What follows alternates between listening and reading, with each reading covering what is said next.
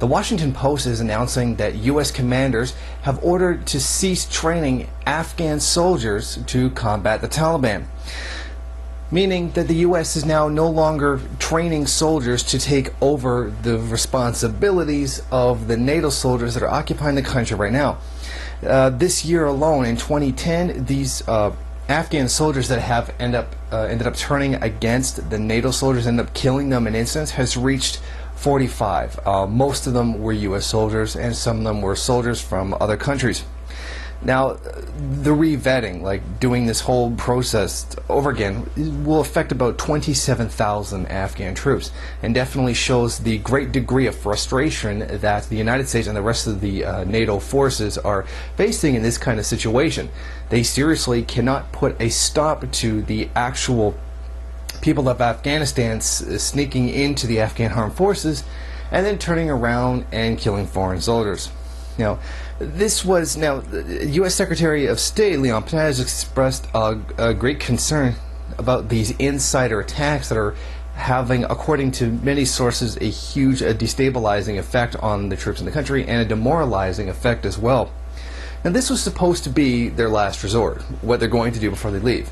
Train the Afghan soldiers to do the job that they are doing right now, and then leave and go home and leave Afghanistan to figure out what it's going to do for itself. And then eventually just spend billions of dollars a year funding the Afghan government like Israel. Now, with this whole plan, it's done.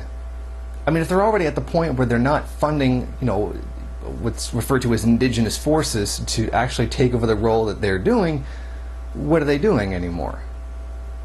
Well, this was the plan. They're not even following the plan anymore in order to take U.S. soldiers and other soldiers out of the country. Now, clearly, the U.S. can't even get the Afghan population to police itself. And by policing, I mean carrying out the wishes of U.S. imperialism. I mean, no kidding.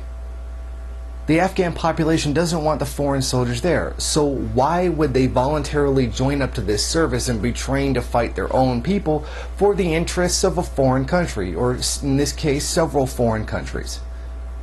Why would they do that?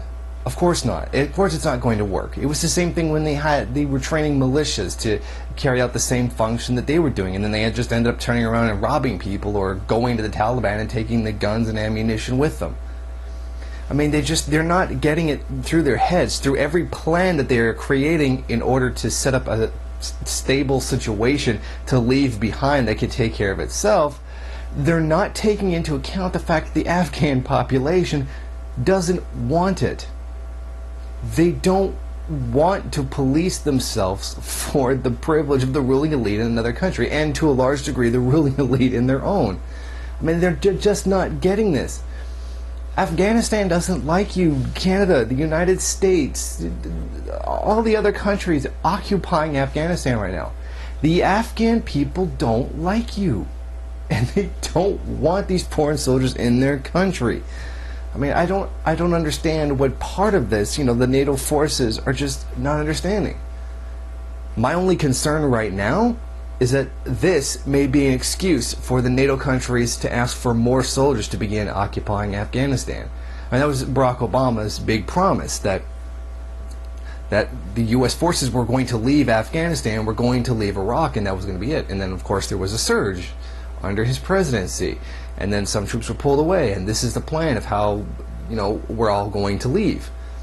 But it's not working. In fact, they're literally not carrying out that plan anymore.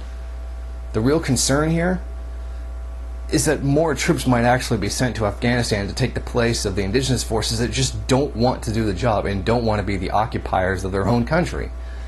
But we're not really going to know whether any of this is going to happen until after the election, because nobody's willing to outright say, let's escalate the war in Afghanistan further right now, right before an election.